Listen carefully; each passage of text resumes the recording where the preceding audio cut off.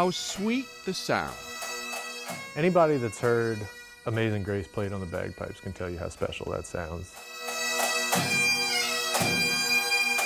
The history of bagpipes among American fire departments goes back 150 years. It's a tradition in the fire service to honor fallen brothers and sisters with pipe bands at their funerals. And at those funerals, the ones playing the pipes and drums are often members of their respective fire departments. But in the almost 125 years of the New Orleans Fire Department, there's never been a bagpipe and drum corps. New Orleans native and firefighter John Gallagher says bagpipes just seemed foreign to many firefighters here. Down here in New Orleans, we didn't grow up seeing bagpipe bands. We grew up seeing brass bands. So when you talk to local guys, you mention bagpipes. So what are you, crazy? Bagpipes? There was a fire department brass band in the 1920s. That was more of a marching band, brass type band, but no bagpipes. Until now. In the spring of last year, Gallagher and fellow New Orleans firefighter Chris Getter formed New Orleans Firefighters Pipes and Drums. The idea was born out of somber circumstances. In December of 2013, 4 Houston firefighters died in a massive hotel fire. The NOFD sent its honor guard to that funeral. Gallagher and Getter saw pictures of bagpipes at the service and decided it was time New Orleans firefighters too picked up the pipes. I think it's just such a powerful instrument. It really draws out the emotion like you see at funerals and ceremonies. And I mean, when you have an entire pipe and drum band playing as one unit and it's so loud and people can really feel, you know, the emotion.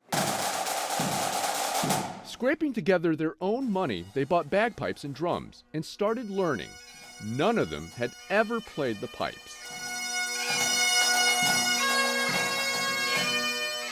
For a group brave enough to run into a burning building, they say learning to play bagpipes is intimidating.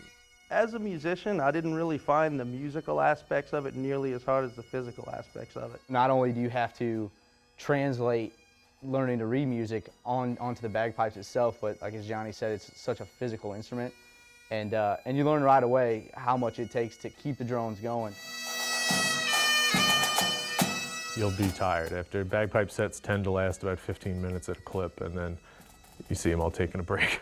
You said this is such a physically intimidating instrument. How are you feeling right now after playing a few songs here? I'm about one song from being worn out, man.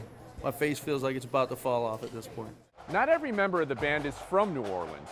Several came here after Hurricane Katrina, wanting to help the city, and in the process, they made it their home. Each man comes from a different musical background, and it's that diversity in music and where they originally came from that makes this band possible. We got a lot of guys that moved here from various places, St. Louis, Wisconsin, and we got a guy from Chicago, and these guys grew up seeing fire department bagpipe bands. So to them, that was the quintessential idea of what a fire department is, you know, the tradition of bagpipe bands. I'm from the Midwest, and I don't know of a fire department that didn't have one. They practice when they can, their radios and the calls for help always close by. Engine 36 is in service. The venues can change. On one night, rehearsal may be in the Irish Channel. On another, it's at Engine 29 in the French Quarter, which often attracts a lot of curiosity and cell phone cameras. They've been playing for less than a year, learning songs like Shenandoah.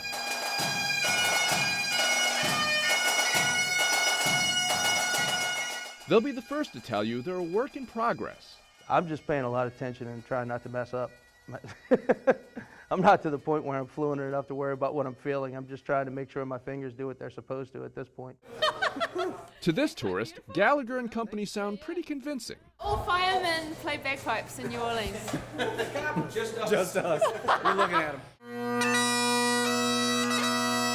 And when they play Amazing Grace, the fire chief says it's hard not to be moved. I try not to get too choked up. It really is just one of those things. It may have taken more than a century, but here they are, a band of brothers paying respect to the past while keeping an eye on the future. I hope that it's something, a tradition that sticks long after I'm gone. I hope that long after all of us that are starting this are retired, that there's guys 30, 40 years from now that are still carrying it on.